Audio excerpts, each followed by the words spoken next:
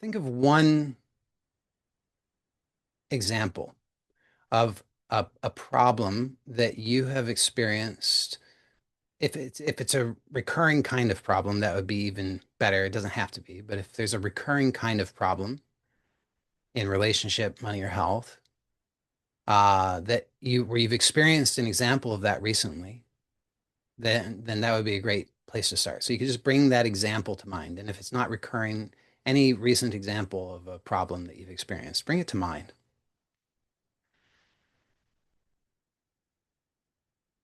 And as you are focused on that, notice. So step one is notice the sense of lack. You perceive a problem and you previously have had ideas, either vague or not, about what the problem was. You thought you understood something about it. But of course, that understanding didn't give you the real results that you wanted, so it couldn't have been the proper understanding. So instead, just notice, isn't it true that underneath it all, there's a sense of lack? I mean, if there was not a sense of lack, you wouldn't be having a problem. You wouldn't be getting all bent out of shape and upset about this. You wouldn't feel insecure about it because you'd just be perfectly secure in your wholeness. But instead, there's a sense of lack. Do you notice that?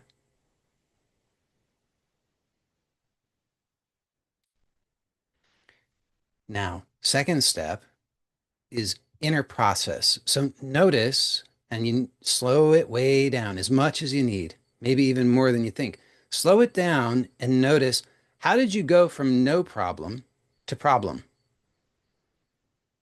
So you could just go back in time enough so that it's just before the problem or the perception of the problem, and then just play it through really slowly and notice there was some trigger that set it off. But that wasn't the problem in and of itself. The problem began a split second later inside of you.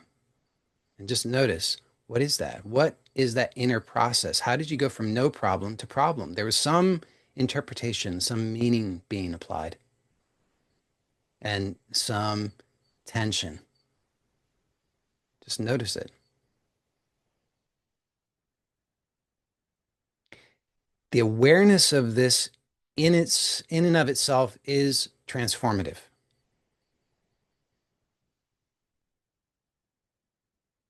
So I cannot overstate the importance of this step, all the steps really. But a lot of the times people want to gloss over this. I promise you, the awareness of the process is itself the healing. You have been torturing yourself without knowing it. Once you become aware of the exact process that you've used to torture yourself, you have to stop. So the awareness is key. Just notice what's happening. You believe certain things, you imagine certain things, you fill in certain gaps with assumptions, you have unmet expectations. All of this stemming from this sense of lack. You're trying to compensate for the sense of lack.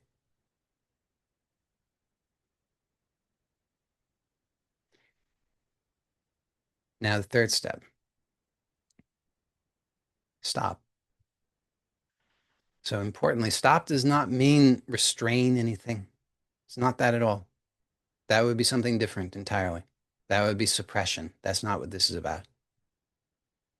So it's not about making something stop. You're not to try and stop something else. It's just that you yourself are to stop. If there's sensation, let there be sensation. If there are habits of types of thoughts coming, let the habits play themselves out. But it's like a fan that has been unplugged. Due to the momentum, it may continue for some little while to spin, but it will stop as long as you don't engage it. Every time you fight with it, every time you struggle, every time you get involved, every time you're trying to stop something, then you're actually fueling it. So to stop means you stop. Just notice every impulse to try and jump in there and solve something and understand something and fix something, make it right. They should understand me. They should appreciate me. They have to see how wonderful I am, or else they're going to leave me. Whatever it is. And just see, by the way, that all the money things and all the health things, and this might be really surprising. I know it has been for me, shocking even, but it all comes down to fundamentally, again, perceiving that there's something lacking in you, but then thinking that you need something, the money, for example, so that you can get the attention and approval and validation from others. Shocking. I know, because you think it's about something else. You think it's about the money, but it's not. And with the health too. I know it's really tempting to think it's about the health, but it's not. Just notice the more that you make it about the money or the health, the worse things get. Because all along it was about the sense of lack and believing that you need something from outside of yourself in order for you to be complete.